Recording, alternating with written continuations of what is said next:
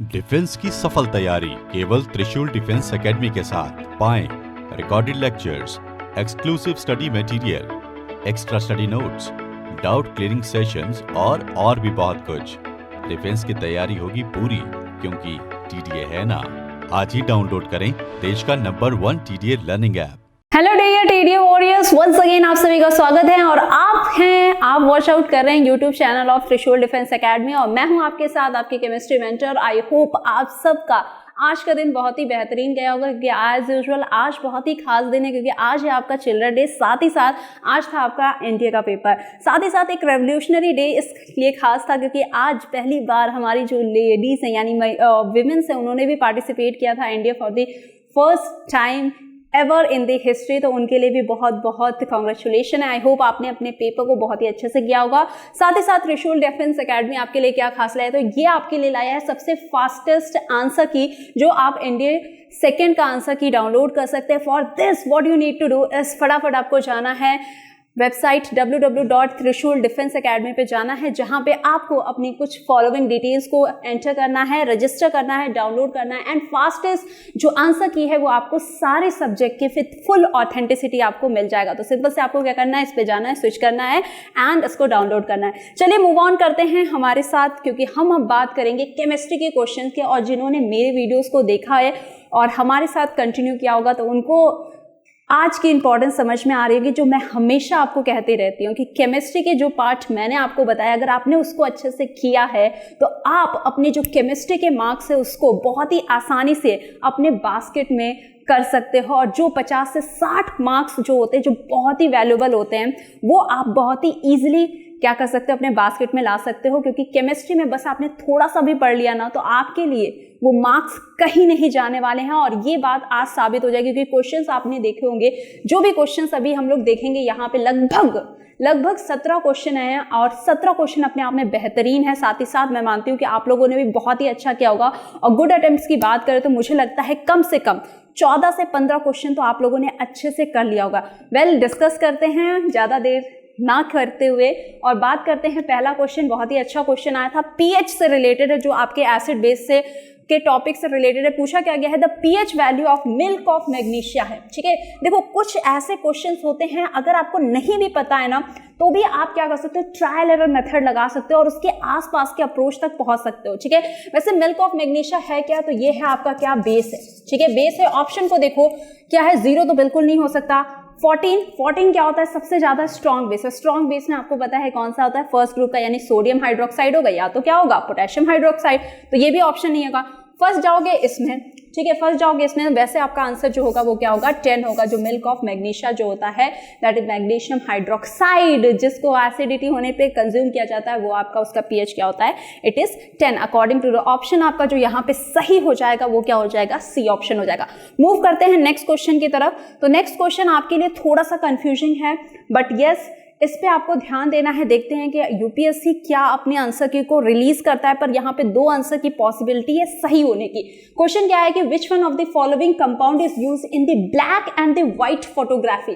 ठीक है, वैसे इसका आंसर आपको सही जो हो सकता है वो क्या आंसर है, यहाँ पे है सिल्वर क्लोराइड। वैसे ये भी ब्रोमाइड वाला भी आंसर सही है बट देखते हैं इसके लिए हमें बिल्कुल जो आपकी यूपीएससी है उसके आंसर की के लिए वेट करना पड़ेगा। वैसे दोनों ही ऑप्शन सही है but we are going with the silver chloride के साथ। ठीक है, चलिए मूव करते हैं नेक्स्ट बेहतरीन क्वेश्चन की तरफ जो आपके एग्जाम में आज के दिन आपको देखने को मिला है, that is related to the salt और उसके वाटर ऑफ क्रिस्टलाइजेशन से क्वेश्चन मैंने बोला था कि ये हमेशा एक्सपेक्टेड रहते हैं, चाहे आप मोर सॉल्ट को ले ले, ठीक है, पोटैश एलम के कुछ सॉल्ट को ले लीजिए, उन सब में, ठीक है, उन सब से आपसे क्या है, ये वाटर ऑफ क्रिस्टलाइजेशन पूछ लेता है। और इससे पहले अगर आप देखते हो तो क्या है, जो आपका वॉशिंग सोडा है उसके बारे में भी पूछा है। तो एक्सपेक्टेड था कि यहाँ पे ये वाला भी कहीं पूछ लिया जाएगा एंड ये पूछ लिया गया था। क्या पूछा है आपसे कि फेरस सल्फेट क्रिस्टल में कितने वाटर मॉलिक्यूल्स होते हैं, तो बिल्कुल ऑप्शन जो सही हो जाएगा वो क्या हो जाएगा, 7H2O जो होता है वो प्रेजेंट होता है। फॉर्मूला क्या होगा, ये हो जाएगा FeSO4.7H2O। तो वाटर ऑफ क्रिस्टलाइजेशन या वाटर मॉलिक्यूल्स कितने प्रेजेंट हैं इसमें वो क्या हो जाएगा, वो हो जाएगा आपका 7। ठीक है, विद दिस मूव करते हैं एक और नेक्स्ट क्वेश्चन के, क्योंकि मुझे पता है कि आप लोगों को बहुत ही जल्दी सोचते हो कि आंसर हमें मिल जाए और पता चल जाए, जो दिल की जो धक धक है ना वो एकदम मतलब तुरंत आराम से हो जाए। नेक्स्ट क्वेश्चन की तरफ मूव करते हैं। बिल्कुल ये भी एक क्या है, एक्सपेक्टेड क्वेश्चन था मेरे अकॉर्डिंग, क्योंकि रस्टिंग से रिलेटेड क्वेश्चन बनते आए हैं जो मैंने पीछे अभी आपके प्रीवियस ईयर्स में देखे थे।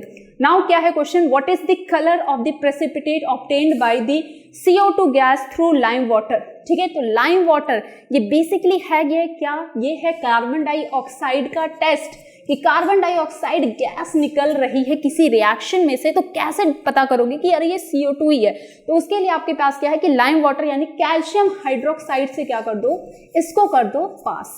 कैल्शियम हाइड्रोक्साइड से कर दोगे पास तो आपके पास क्या होगा, व्हाइट PPT बन जाएगा, जो किसका बनेगा, कैल्शियम कार्बोनेट का बनेगा। और एक और भी इससे क्वेश्चन मैंने आपको बताया था कि ये भी एक्सटेंड होके आ सकता है कि अगर हमने जब एक्सेस CO2 को भेज दिया होता तब क्या होता, तो सोल्यूशन जो होता वो कैसा हो जाता, वो कलरलेस हो जाता। तो ये एक स्टेप आगे मूव करके नेक्स्ट में आपके पास ऐसे क्वेश्चन आने की संभावना, प्रोबेबिलिटी रहती है। ठीक है, चलिए, तो ये हो गया ऑप्शन नंबर क्या आपका सी, यानी कि व्हाइट कलर का प्रेसिपिटेट का फॉर्मेशन होगा। मूव करते हैं नेक्स्ट क्वेश्चन की तरफ। सो नेक्स्ट क्वेश्चन है आपके पास कि विच one of the following pairs, ठीक है, विच of the following pairs of element exist in liquid at the room temperature. ठीक है, सो यहाँ पे कुछ बच्चे हमारे ऑफलाइन बैच वाले भी होंगे और मैं चाहती हूँ कि आप लोग प्लीज कमेंट डाउन करके बताओ कि यस मैम आपने पढ़ाया था उसमें से आया है कि नहीं। ठीक है, तो यहाँ पे देखो क्या है कि यहाँ पे पूछ लिया है कि लिक्विड में के फॉर्म में, लिक्विड स्टेट में कौन से पेयर हैं जो एग्जिस्ट करते हैं। तो बिल्कुल इसका ऑप्शन जो है बहुत ही सही हो जाएगा, वो कौन सा है, बी ऑप्शन, यानी मरकरी मेटल है जो लिक्विड स्टेट में होता है और ब्रोमीन वो नॉन मेटल है जो लिक्विड स्टेट में एग्जिस्ट करता है। और ये भी मेरे को लग रहा था कि इस तरह के क्वेश्चन आएंगे, बट और वैसा ही हुआ कि ये भी क्वेश्चन आपको इस एग्जाम में देखने को मिल गया। तो क्योंकि नॉर्मल तो याद रहता है कि अरे मरकरी है आंसर, बट यहाँ पे ब्रोमीन जो है ना ये कमाल दिखा दे जाता है। ठीक है, चलिए नेक्स्ट क्वेश्चन की तरफ मूव करते हैं। नेक्स्ट क्वेश्चन जो आपके पास आया था, बिल्कुल ये था आपका क्वेश्चन किससे, ये क्वेश्चन था आपका कंपाउंड एलिमेंट और मिक्सचर से, जहां पे अगर आपके पास मिक्सचर दे दिया तो उसको सेपरेट कैसे करोगे। ठीक है, बेसिकली तो यहाँ पे क्वेश्चन क्या पूछा है आपसे कि method that can be use for the separation of, किसका पूछा है, एंथ्रासीन का, किससे, सॉल्ट एंड एंथ्रासीन। सॉल्ट बोलने का मतलब है यहाँ पे क्या है, NaCl की बात की जा रही है। ठीक है, किसकी बात की जा रही है, NaCl की बात करी जा रही है और एंथ्रासीन है। ठीक है, इन दोनों को अगर हमें सेपरेट करना है तो मेन फॉर्म आपका जो यहाँ पे यूज होता है वो क्या है, सब्लिमेशन है, यानी कि डायरेक्टली सॉलिड जो होगा वो किस में चेंज हो जाता है, सॉलिड जो है वो किस में चेंज हो जाएगा, गैसियस स्टेट में चेंज हो जाएगा। तो ये जो एंथ्रासीन है इसकी कैपेबिलिटी बहुत ही अच्छी होती है कि तुरंत जैसे आपने हीट किया ये क्या होगा, सॉलिड से किस में चेंज हो जाएगा, गैस में चेंज हो जाएगा और जो आपका NaCl है वो उसी के फॉर्म में रह जाएगा। ठीक है, मूव ऑन करते हैं नेक्स्ट क्वेश्चन की तरफ। सो यहाँ आपका ऑप्शन हो जाएगा बी ऑप्शन। नेक्स्ट क्वेश्चन आपके पास ये थोड़ा सा ट्रिकी क्वेश्चन था। ठीक है, आई होप आप लोगों ने भी जब पेपर दिया होगा तो थोड़ा सा सोचने के लिए मजबूर हो गए हो कि ये अच्छा क्वेश्चन है, बेहतरीन क्वेश्चन है, क्योंकि यहाँ पे बहुत ही अच्छे तरीके से पूछा गया है और साथ ही साथ इसके जो ऑप्शन है ना वो अपने आप में लाजवाब ऑप्शन है। क्वेश्चन क्या है कि विच one of the following statement about the process of photosynthesis is correct. Photosynthesis वही रटा रटाया इक्वेशन आपको याद है, कार्बन डाइऑक्साइड वाटर से रिएक्शन, सनलाइट और क्लोरोफिल के प्रेजेंस में बनेगा क्या, ग्लूकोज बनेगा, ऑक्सीजन रिलीज होगा। पर ऑप्शन ने थोड़ा सा हिला रखा है, क्या है, पहला ऑप्शन क्या है, केमिकल एनर्जी, किसमें तो ये बिल्कुल ऐसा कुछ होता नहीं है। ठीक है, दूसरा क्या है, carbon dioxide is oxidised to form carbohydrate, ये भी नहीं होगा क्योंकि यहाँ पे क्या होता है, रिडक्शन होता है। दूसरा क्या है, water molecule splits into hydrogen and oxygen. भाई साहब यहाँ पे देखो ऑक्सीजन वाली बात तो सही लिखी है पर हाइड्रोजन में कुछ भी स्प्लिटिंग नहीं देखने को मिलती। तो बच गया जो ऑप्शन यहाँ पे सही हो जाता है वो ये है आपका डी ऑप्शन की, light energy is directly used to split water to get what, to get oxygen. ठीक है, तो यहाँ पे जो ऑप्शन सही हो जाएगा that will be the option number D. इसी के साथ मूव ऑन करते हैं नेक्स्ट क्वेश्चन की तरफ। तो अभी तक अगर आपने लाइक शेयर नहीं किया है तो फटाफट लाइक शेयर कर दो, क्योंकि TDA के त्रिशूल डिफेंस एकेडमी के इस ऑफिशियल यूट्यूब पे जो आपको आंसर की मिल रही है मोर ओवर पूरी तरह से ऑथेंटिक है और आप इस पर ट्रस्ट कर सकते हो और अपने स्कोर्स को इवेलुएट कर सकते हो। साथ ही साथ मैंने आपको बताया था स्टार्टिंग में कि आप जाके इसको जो वेबसाइट है वहाँ पे रजिस्टर करके आप बाकी के भी सब्जेक्ट के जो आंसर कीज हैं उनको अच्छे से डाउनलोड कर सकते हो, एनालाइज कर सकते हो और अपने बारे में, इसके बारे में यानी कितने स्कोर्स आपके आ रहे हैं उसके बारे में आप जान सकते हो। राइट, तो चलो नेक्स्ट क्वेश्चन की तरफ मूव करते हैं। नेक्स्ट क्वेश्चन इज कि विच one of the following element isotope is used in the treatment of cancer. तो ये तो रिपीटेड क्वेश्चन आ गया, ठीक है। पिछली बार अगर आपको किसी बच्चे ने एग्जाम दिया होगा तो उसको पता होगा कि यहाँ पे उस समय ऑप्शन जो था वो कोबाल्ट 60 दिया हुआ था। इस बार क्या है, आपको सीधा एलिमेंट दे दिया है, क्या दे दिया है, कोबाल्ट। तो ऑप्शन बिल्कुल सही लगाओगे, क्या है, cobalt is your correct answer. इसी का यूज क्या होता है, ट्रीटमेंट ऑफ कैंसर के लिए किया जाता है, ठीक है। नेक्स्ट आगे मूव करते हैं। नेक्स्ट क्वेश्चन जो आपके पास आया था, 9th क्वेश्चन आया था, ये भी आपके पास क्या है, ये रिएक्टिविटी सीरीज से रिलेटेड क्वेश्चन है, ठीक है। रिएक्टिविटी सीरीज से यानी कि जो हायरार्की है, अरेंजमेंट है कि रिएक्टिविटी ऑफ मेटल कैसे होते हैं। तो मैंने बताया था हाइड्रोजन से जो ऊपर होते हैं उनकी रिएक्टिविटी ज्यादा होती है और जो नीचे हैं बेचारे वो कमजोर है, उनकी रिएक्टिविटी कम है विथ रेस्पेक्ट टू हाइड्रोजन। यहाँ पे देखो कि प्रोटेक्ट करने के लिए स्टील को और आयरन को रस्टिंग से कोटिंग की जाती है। तो कोटिंग जो किया जाता है, जिसको आप गैल्वेनाइजेशन के नाम से जानते हो कि जिंक की कोटिंग की जाती है आयरन के ऊपर, तो उसको गैल्वेनाइजेशन कहते हैं। तो सिंपल प्रिंसिपल यही है कि कोई भी हमारे पास मेटल है उस पर उससे ज्यादा रिएक्टिव वाली की कोटिंग की जाती है ताकि उसको दिक्कत ना हो। तो यहाँ पे बिल्कुल सही ऑप्शन जो हो जाएगा that will be your zinc will be the right option over here. Move on करते हैं नेक्स्ट क्वेश्चन की तरफ, that is your question number 10। सो ये भी क्वेश्चन अच्छा क्वेश्चन है और बहुत ही डायरेक्ट क्वेश्चन है, और से क्वेश्चन है, ठीक है। मेटल्स एंड नॉन मेटल्स का पार्ट है, और से रिलेटेड यानी अयस्क के बारे में पूछ लिया है। और सीधा डायरेक्ट क्वेश्चन है कि चाइना बार जो है, शिना बार जिसे आप कहते हो, ये किसका और है। तो बिल्कुल ये सल्फाइड और है, किसका, मरकरी का, ठीक है। किसका और है, मरकरी। तो मरकरी जो ऑप्शन है वो यहाँ पे सही हो जाता है और बिल्कुल ये भी मैंने आपको आपके नोट्स में आपको करवाए थे, ठीक है। चलिए आगे मूव करते हैं, क्वेश्चन नंबर 11 की तरफ मूव करते हैं। तो क्वेश्चन का जो लेवल था वो एवरेज था, ठीक है। मैं बहुत ही आसान बिल्कुल नहीं कहूंगी, एवरेज था। जिस बच्चे ने अच्छे से थोड़ा सा केमिस्ट्री पढ़ा है, तो मैंने जैसा कि पहले भी दावा किया था कि आप थोड़ा सा पढ़ के बहुत ही अच्छा क्या कर सकते हो, स्कोर कर सकते हो। तो यहाँ पे क्या है, रदरफोर्ड मॉडल यानी एटॉमिक स्ट्रक्चर, एक ऐसा इंपॉर्टेंट टॉपिक जहां से क्वेश्चन रहता है। एटॉमिक स्ट्रक्चर का अल्फा एक्सपेरिमेंट जो था वो किसके इर्द गिर्द घुमा था, धमाकेदार एक्सपेरिमेंट था, साथ ही साथ बहुत ही एक्सपेरिमेंटल अप्रोच था, बहुत सारी चीजों को बताया था। पर मेन एम्फसाइज जो था यहाँ पे वो किसकी डिस्कवरी थी, वो थी discovery of the atomic nucleus. तो यहाँ पे भी ऑप्शन जो सही हो जाएगा दैट विल बी और ऑप्शन नंबर सी यानी कि एटॉमिक न्यूक्लियस का। नेक्स्ट आगे मूव करते हैं, क्वेश्चन नंबर 12 की तरफ मूव करते हैं। और ये भी क्वेश्चन बिल्कुल बहुत ही अच्छा क्वेश्चन था, किससे, 2n² रूल से, ठीक है। 2n² रूल से आप आसानी से इसको कर सकते हो। सीधा आपसे क्या पूछा, KLM, M के बारे में पूछ रहा है कि कितने मैक्सिमम इलेक्ट्रॉन है। और इससे रिलेटेड भी क्वेश्चन आपको पीछे यानी कि जस्ट 1 साल पहले मिल चुका है, जहां पे N का पूछा गया था कि N शेल में कितने इलेक्ट्रॉन्स है। तो बिल्कुल ये 1 हो गया, ये 2 हो गया, ये 3 हो गया। तो 3 का स्क्वायर इंटू 2 यानी कि कितने हो गए, 18 इलेक्ट्रॉन किसमें आ सकते हैं, M में। तो ऑप्शन जो सही हो जाएगा that will be option number C, ठीक है। आई होप आप सब इस सेशन को अच्छे से एंजॉय भी कर रहे होंगे और आपको पता चल रहा होगा कि आपके कितने सही है। साथ ही साथ शेयर करना और लाइक करना और चैनल को सब्सक्राइब नहीं किया तो वो भी फटाफट जरूर कर लेना, सो दैट ऐसे इंपॉर्टेंट वीडियोस जो होती हैं वो आपके लिए काफी हेल्पफुल और यूजफुल रह सके, ठीक है। नेक्स्ट क्वेश्चन है, ये भी बहुत ही डायरेक्ट क्वेश्चन था, एवरेज एटॉमिक मास के ऊपर कॉन्सेप्ट का क्वेश्चन है, ठीक है। कि जब आइसोटोप्स आएंगे तो कॉन्सेप्ट आएगा किसका, एवरेज एटॉमिक मास का। तो यहाँ पे ऑप्शन आपका जो सही हो जाता है वो क्या है, तो वो बिल्कुल 35.5 यानी इनडायरेक्टली इसने क्या पूछ लिया, भैया क्लोरीन का एटॉमिक मास कितना है। तो आपको पता है ना कितना है, 35.5 U। बिल्कुल यही ऑप्शन क्या हो जाएगा, सही, यानी कि ऑप्शन नंबर बी जो होगा वो इस क्वेश्चन का सबसे सही ऑप्शन हो जाएगा, ठीक है। चलिए आगे मूव करते हैं।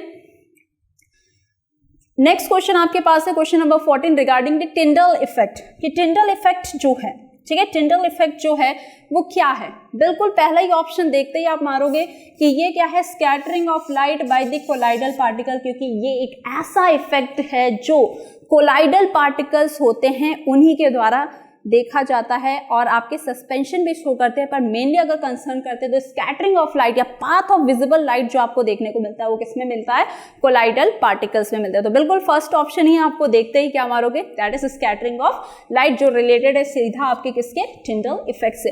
नेक्स्ट क्वेश्चन की तरफ मूव करते हैं, दैट इज क्वेश्चन नंबर 15।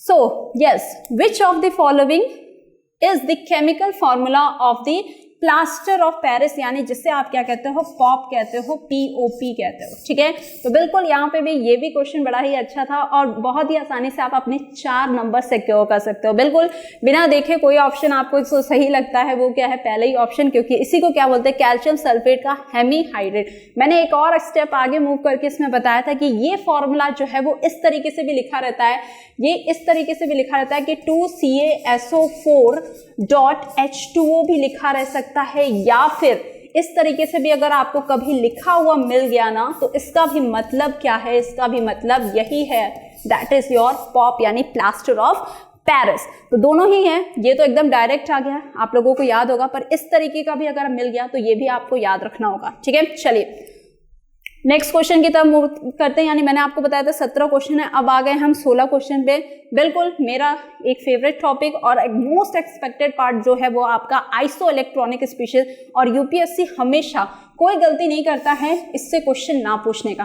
तो यहाँ पे क्या पूछ लिया, जो मैं हमेशा आपको बताती हूँ बच्चे कि इस नोट पे जरा बहुत ध्यान देना है ना। क्वेश्चन सिंपल लगता है पर ध्यान देना कि क्वेश्चन में नोट तो नहीं लग गया या कुछ ऐसा तो नहीं पूछ लिया जिसको आपको क्वेश्चन को अच्छे से पढ़ना जरूरी है। ठीक है, तो पूछा इसमें से कौन सा आइसो इलेक्ट्रॉनिक स्पीशीज नहीं है, किसका नहीं है, F- का। तो F- का मतलब क्या है, 9 इलेक्ट्रॉन तो थे ही प्लस 1 इलेक्ट्रॉन, इसका मतलब क्या हो गया, 10 इलेक्ट्रॉन तो इसके साथ है।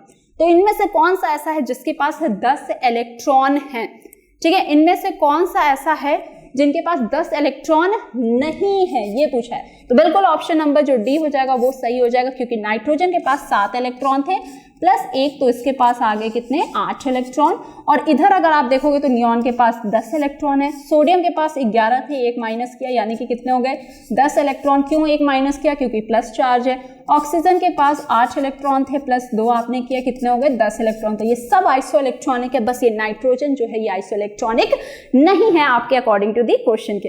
मूव करते हैं last but not the least question पे, जो है आपका आज के दिन केमिस्ट्री का आखिरी क्वेश्चन। और आखिरी क्वेश्चन तो है साथ ही साथ बहुत ही बेहतरीन क्वेश्चन है। ठीक है, क्या पूछा है कि total number of covalent bond in methanol. ठीक है, फॉर्मूला भी नहीं दिया, क्या पूछ लिया, मेथनॉल पूछ लिया। तो बिल्कुल मेथ का मतलब होता है क्या, एक कार्बन, ऑल का मतलब क्या होता है, O और H। बाकी की कार्बन की वैलेंसी होती है 4। सेटिस्फाई कर दो, खुश कर दो इसको किससे, हाइड्रोजन के साथ। तो आपको दिख रहा है कि इसमें कितने कोवेलेंट बॉन्ड हैं, तो आपको यही तो बताना था कि कितने कोवेलेंट बॉन्ड है। तो आपको दिख रहा है कितने, 1 2 3 4 और 5। तो आंसर जो सही हो जाएगा वो क्या हो जाएगा, सी ऑप्शन जो हो जाएगा वो सबसे सही ऑप्शन हो जाएगा। तो ये थे आज हमारी तरफ से यानी त्रिशूल डिफेंस एकेडमी की ओर से आपके लिए केमिस्ट्री के आंसर की पूरी एनालिसिस। और मैंने आपको बताया कि पेपर का लेवल कैसा था, गुड अटेम्प्ट कितना था। आई होप आप सब ने बहुत ही अच्छा किया होगा। साथ ही साथ आप ये भी कमेंट डाउन कर सकते हैं कि आपके कितने नंबर हैं और आपने कितने स्कोर किए, कितने क्वेश्चन आपने सही किया। Till then take care of yourself. जय हिंद। जय हिंद स्टूडेंट, स्वागत है आपका त्रिशूल डिफेंस एकेडमी में। मैं प्रवीण तिवारी आपके साथ आज एनडीए सेकेंड एग्जाम के फिजिक्स के क्वेश्चंस को सॉल्व करने वाले हैं। टोटल पूछे गए प्रश्नों की संख्या 25 है। 25 क्वेश्चंस पूछे गए थे, जिसमें से जो सबसे ज्यादा पोर्शन पूछा गया वो लाइट और मैकेनिक्स से, 8 क्वेश्चन लाइट से, 8 क्वेश्चन मैकेनिक्स से। अगर फ्लूइड मैकेनिक्स को हम लोग इंक्लूड करेंगे तो टोटल नंबर ऑफ क्वेश्चन जो है वो 10 हो जाते हैं। ठीक, तो हम देखें एक बड़ा पोर्शन पूरे 25 में से 10 मैकेनिक्स, फ्लूइड मैकेनिक्स को इंक्लूड करते हुए और 8 क्वेश्चन लाइट से, मतलब 18 क्वेश्चन एक ही से करते हैं और बाकी साथ में पूरी फिजिक्स। ठीक, तो उम्मीद करते हैं, जैसा कि हम लोग प्रिटेंड कर रहे थे पहले क्लासेस में, हम लोग ने डिस्कस किया था कि लाइट और मैकेनिक्स ज़्यादा इंपॉर्टेंट होगा। जो त्रिशूल के स्टूडेंट रहे हैं, मैं उम्मीद करता हूँ कि उन लोगों ने पेपर बहुत अच्छे किए होंगे, क्योंकि लाइट और मैकेनिक्स को हम लोग ऐसे पहले से भी उम्मीद लगा रहे थे। पहले से हम लोगों ने क्लास में डिस्कस किया था कि लाइट और मैकेनिक्स ही मेजर पोर्शन होंगे जिसमें से ज़्यादा क्वेश्चन पूछे गए। अभी हम लोग देखते हैं क्वेश्चंस कैसे सॉल्व किए जाएं। What are the questions, difficulty level. तो मेरे हिसाब से पेपर आसान था, बच्चे आसानी से कर पाएंगे। पहले cornea in human I. Cornea in human आई, जैसे ही हम बात कर रहे हैं किसकी, cornea in human I. Cornea in human I is a light sensitive screen. तो कॉर्निया के ह्यूमन आई लाइट का क्वेश्चन है। सबसे पहला जो ट्रांसपेरेंट बाहर की तरफ निकली हुई परत है, तो ट्रांसपेरेंट बाहर की तरफ निकली हुई परत है, तो कह रहा है it is a light sensitive screen. क्या ये लाइट सेंसिटिव है? आंसर लाइट सेंसिटिव नहीं होता, छोटा बड़ा नहीं होता है लाइट के हिसाब से। फिर it is a muscle diaphragm containing blood vessel, it is composed of proteins and cell. ये किससे मिलकर के बना हुआ है? तो जो ये क्वेश्चन है इसमें क्या सही होगा? Option D. अलग अलग सेट है बेटा, अलग अलग सेट के अकॉर्डिंग क्वेश्चन नंबर आगे पीछे है, अपने सेट के रिगार्डिंग आप क्वेश्चन से आंसर मैच कर सकते हैं। तो यहाँ पर it composed of protein and cells, ये क्या कंपोज कर रहा है? प्रोटीन एंड सेल को कंपोज करेगा। फिर देखें power of lens of focal length 25 centimetre, तो बड़ा सिंपल सा इसमें फॉर्मूला आप लगा सकते हो बेटा, power is equals to 1/f। लेकिन यहाँ पर एक प्रॉब्लम है कि फोकल लेंथ सेंटीमीटर में दिया है और हमको रखना कैसे? मीटर में। तो फोकल लेंथ क्या रखेंगे? इसको मीटर में रखें तो क्या लिखेंगे हम लोग? 25/100 कर देंगे तो मीटर में हो जाएगा। तो ये मिला कितना हमको भाई? +4 डायप्टर मिल गया। तो पावर कितना? +4 dioptre, that is option C, +4 dioptre. Power is equals to 1/, focal length, focal length metre में रखते हैं। फिर अगर इसको हिंदी में देखें पावर, तो ये क्या कह रहा है? किसी भी लेंस की आपको क्या बतानी है? शक्ति कितनी है लेंस का पावर। तो हम लोग लेंस के लिए क्या देख रहे हैं? कितना है? 4 डायप्टर। 4 डायप्टर इसके लिए करेक्ट ऑप्शन है। Spherical mirror formula relating to an object distance u, image distance v and focal length of mirror f। ये क्या कह रहा है? किसको किसको रिलेट करेंगे? u, v और f। And focal length of mirror में be applied to the plane mirror. तो प्लेन मिरर की तरह ये कब बिहेवियर करता है? कह रहा है ये कब अप्लाई कर सकते हैं? तो प्लेन जो हमारा स्फेरिकल मिरर है वो प्लेन मिरर की तरह कब बिहेव करता है? तो उस समय उसकी फोकल लेंथ क्या हो जाती है? Focal length goes to infinity. Means option A सही है। ये क्या कह रहा है कि जो आपके पास स्फेरिकल मिरर है, स्फेरिकल मिरर का ये फॉर्मूला हम प्लेन मिरर पे लगा सकते हैं। तो कह रहा है may be applied to plane mirror when focal length goes to infinity, जब उसका जो फोकस दूरी है वो कहां तक चला जाए? अनंत तक, तब हम इसको लगा सकते हैं। Means option A is correct. अगला देखें, nuclear energy is generated by, nuclear energy is generated by, nuclear energy is generated by nuclear fission and its expansion by. अब देखें कि जो हमारे पास न्यूक्लियर एनर्जी है, तो न्यूक्लियर एनर्जी क्या है? नाभिक की ऊर्जा, चाहे नाभिक टूटे या जुड़े, नाभिकीय विखंडन हो या नाभिकीय संलयन हो, in both the cases energy release होती है। दोनों ही अवस्थाओं में हम क्या देखेंगे कि ऊर्जा उत्सर्जित हो रही है। तो दोनों ही में ऊर्जा उत्सर्जन हो रहा है, लेकिन हमको इसको फिर कैसे देखना पड़ेगा? Nuclear fission, nuclear fission, nuclear fusion, nuclear fusion. तो नाभिकीय ऊर्जा तो रिलीज हो रही है, लेकिन देखना है that and its expression was proposed by, इसका एक्सप्रेशन किसने दिया था?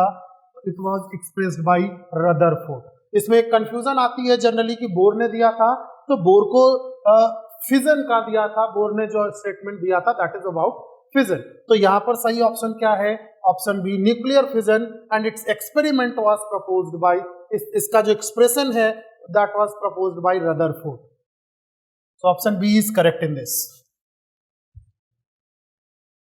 Reverberation is a phenomenon associated with, reverberation, reverberation क्या होता है कि जब लाइट, जैसे हम लोग देखते हैं किसी, अगर हम खाली कमरे में बोलते हैं तो आवाज गूंजती है, ठीक? तो गूंजता का क्या मतलब होता है? मल्टीपल रिफ्लेक्शन हमको मिल जाता है, अब्जॉर्ब नहीं होती है, बार बार साउंड टकरा के वापस आती है। तो इसके लिए क्या है? Multiple reflection of the sound, ठीक? जो हमारा साउंड है, जो ध्वनि है, वो बार बार जब परावर्तित होती है तो उसकी वजह से क्या होता है? रिवर्बरेशन होता है, ढेर सारी प्रतिध्वनि क्रिएट होती है, reverberation. Option B is again, which among the following is true for propagation of sound waves. Sound wave कैसी वेव्स हैं? ठीक, ध्वनि तरंगे किस प्रकार की तरंगे हैं, उनके रिलेटेड कुछ दिया गया है। Sound can travel in vacuum, ये समस्या है, वैक्यूम में नहीं ट्रेवल कर सकता। क्या पढ़ा हम लोगों ने साउंड में? साउंड कब ट्रेवल करेगा? It necessarily requires a medium, it is a mechanical wave. कैसा वेव है? मैकेनिकल वेव है, यांत्रिक तरंगे हैं। तो यांत्रिक तरंगे वैक्यूम में चल सकती है, निर्वात में चल सकती है, आंसर नहीं चल सकती है। इट इज ट्रांसवर्स वेव, चलने में ट्रांसवर्स नहीं होती है, लॉन्गिट्यूडनल वेव होती है। ये क्या कह रहा है? Sound can not travel in vacuum, ये बात सही है इनकी। It is a longitudinal wave, दोनों ही बात सही है। That means option B correct है। यहाँ पर सी को देख लिया जाए, sound can travel in vacuum, फिर कह रहा है वैक्यूम में, गलत कह रहा है ये। Sound can not travel in vacuum but is transverse wave, यहाँ पर ये गलत है। इसका मतलब क्या सही हो गया हमारा? Option B is correct. Sound कैसा चलता है, ध्वनि तरंगे कैसे चलती हैं, उनको चलने के लिए माध्यम की आवश्यकता होती है, एक मीडियम से दूसरे मीडियम में वो जाएंगे। फिर क्या आएगा वहां पे, वो कैसा है? लॉन्गिट्यूडनल अनुदैर्ध्य तरंग होती है वो। नेक्स्ट देखा जाए, a tennis ball is thrown in the vertically upward direction and the ball attains a height. Balls attend a height of 20 metre. हमने बॉल को फेंक दिया और वो जाता कहाँ है? 20 मीटर हाइट पर। The ball was thrown approximately with upward velocity. Approximate velocity पूछ रहा है, हम इक्वेशन लगा देंगे इसमें बेटा, u square plus 2as। v square is equals to u square plus 2as। किसी भी ऑब्जेक्ट को हम फेंकते हैं तो हाईएस्ट पॉइंट पे उसकी वेलोसिटी, फाइनल वेलोसिटी 0, इनिशियल नहीं पता चाहिए। यहां पर क्या लिखेंगे? -2। Acceleration due to gravity minus लिखेंगे 10 लिख दिया हमने। और ये जाता कितना दूरी तक है? तो जाने के लिए कितना दिया गया है हमको? 20।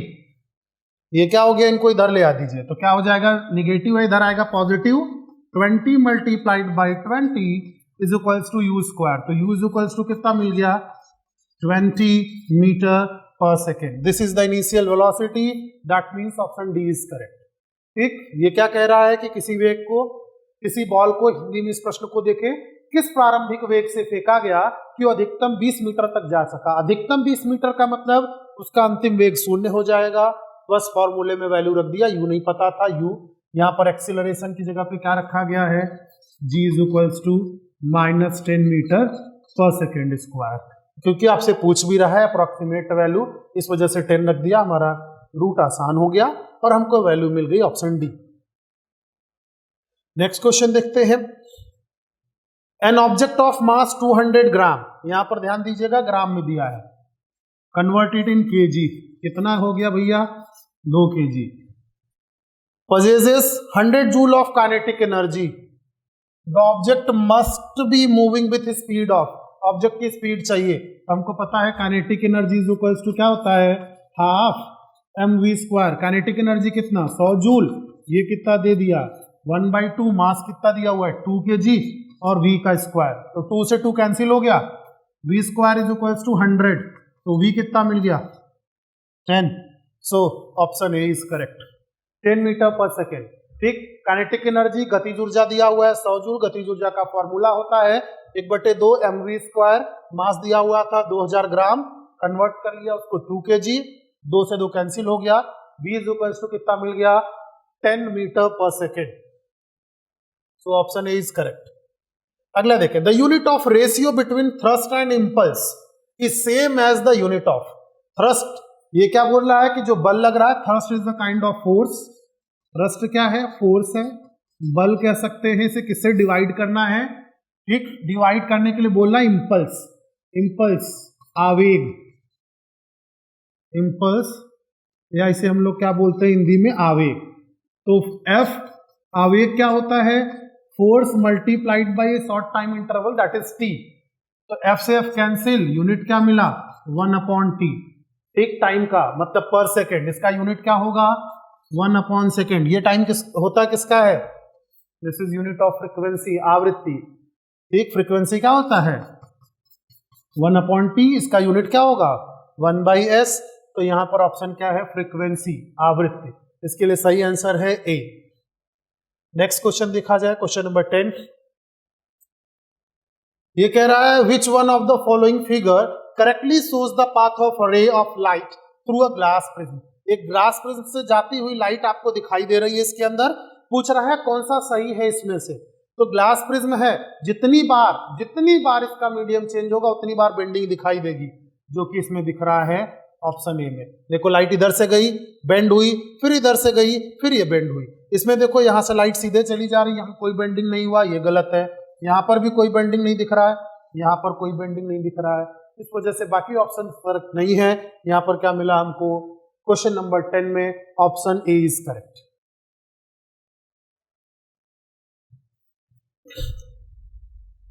अगला देखा जाए, when light beam falls on triangular glass prism, a band of color is obtained which one of the following statement is correct in this regard? When a light beam का मतलब एक ढेर सारी लाइट हम एक ट्रायंगुलर बीम पे जैसे glass prism में पहुंचा देते हैं, फिर क्या कर रहा है, अबाइंड ऑफ कलर्स हमको मिल जाते हैं। अब इसमें हमको ये बताना है कि red light bends the most, ये बात तो गलत है, मतलब इनको यही हम छोड़ सकते हैं। कह रहे लाइट जो रेड लाइट होती है, ठीक, लाल कलर की जो लाइट होती है, रेड प्रकाश होता है, वो कह रहे हैं कि ज्यादा डेविएट होता है, वो लीस्ट डेविएट करता है, ठीक। रेड लाइट बेंड्स मोस्ट, फिर ये गलत है। वायलेट लाइट बेंड्स मोस्ट, हाँ ये बात सही है, वायलेट सबसे ज्यादा मुड़ती है। As the refractive index of glass for violet light is greater. अब डेविएशन रिफ्रैक्टिव इंडेक्स से डिपेंड करता है, answer is yes, so option C is correct, ठीक। जितना रिफ्रैक्टिव इंडेक्स होगा बेंडिंग उतना ज्यादा होगी, so option C is correct here. The image of an object formed by plane mirror is, ठीक, कह रहा है समतल दर्पण द्वारा जो प्राप्त प्रतिबिंब है वो कैसा होगा? इरेक्ट, सीधा होता है, वर्चुअल होता है और सेम साइज का होता है, ठीक। मतलब जो प्रतिबिंब बनता है तो हमको अपना प्रतिबिंब सीधा दिखाई देगा। फिर कैसा होगा, वो रियल होगा कि वर्चुअल? आंसर है कि जो इमेज के अंदर प्रतिबिंब बनेगा दूसरी तरफ बन रहा है वो वर्चुअल होगा, काल्पनिक होगा, लेकिन होगा कितना बड़ा? जितने बड़े आप हैं उतना ही बड़ा आपका प्रतिबिंब दिखाई देगा। So option B is correct here. Which one of the following is not conservative force? Conservative force, ठीक, कंजर्वेटिव फोर्स या इसे हम लोग कह सकते हैं क्या? संरक्षी बल। कंजर्वेटिव फोर्स या संरक्षी बल। कंजर्वेटिव फोर्सेस आर दोस्त, कंजर्वेटिव फोर्सेस क्या होते हैं? कंजर्वेटिव फोर्सेस वो बल होते हैं जो पाथ पे डिपेंड नहीं करते। Conservative force does not depends upon the path, तो ये path dependent force electric force नहीं करता, ग्रेविटेशन स्प्रिंग भी नहीं करेगा। फ्रिक्शन, जितना लंबा पाथ पे चलाएंगे उतना ज्यादा फ्रिक्शन, क्योंकि वो तो कांटेक्ट पे डिपेंड करता है। तो ये क्या है? ये है जो हमारे पास क्या है? नॉन कंजर्वेटिव फोर्स है, नॉट अ कंजर्वेटिव फोर्स हमको ढूंढना है। तो ये हमारे पास फोर्स है जो कंजर्वेटिव नहीं है, असंरक्षी बल है, नॉन कंजर्वेटिव फोर्स है। A negative is work, a negative work done when an applied force F is corresponding displacement SR।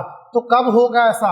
ऐसा तब होता है जब थीटा कैसा रहे, हमको जो कॉस थीटा मिले उसकी वैल्यू क्या मिल जाए? निगेटिव। जरूरी नहीं 1 मिले, निगेटिव मिले। इसमें से देखिए किसका निगेटिव मिल सकता है? Perpendicular to each other, parallel to each other, anti parallel to each other. Anti parallel का मतलब थीटा कितना? 180 और कॉस 180 की वैल्यू होती है -1। तो फोर्स का वर्क डन का फॉर्मूला Fs cos थीटा, तो W इज इक्वल्स टू क्या हो जाएगा?